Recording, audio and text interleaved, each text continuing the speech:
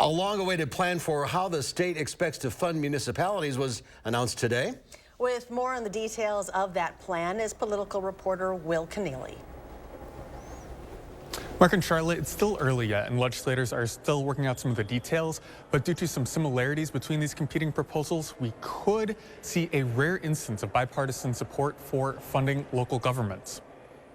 It's transferring 20% or 1 cent of the sales tax. 1 cent for every dollar spent in Wisconsin. That's the GOP plan for providing aid to municipalities in Wisconsin.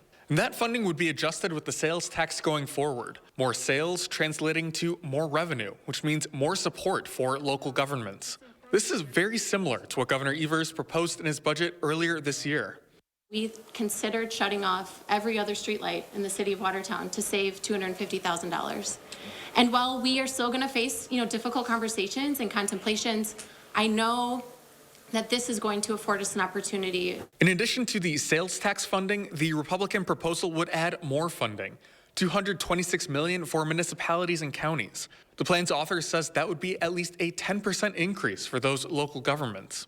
Evers wanted more in his budget, $576 million. Now there's a catch to this. According to details of the plan obtained by wispolitics.com, local governments would have to give up some control in order to take that money.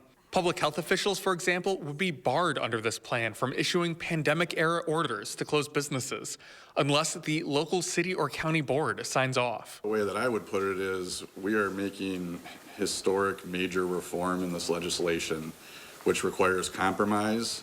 Things are still early yet, though. The Republican Senate leader threw cold water on the announcement today, saying that details still need to be worked out. And Democrats largely didn't know how to react, saying the plan was just too sparse on details. Hopefully beginning next week, we're going to have something out. We're still working a few little details out, but we're very, very close. So Democrats have largely been pushing for a funding structure similar to what Evers has introduced in his budget draft. Now we're awaiting in the next half hour a news conference out of Milwaukee that promises to have some more details on this plan, especially as it pertains to municipalities like Milwaukee. We'll have an update at 5 for you on everything we learned there. Reporting from the Capitol, Will Keneally, News 3 Now.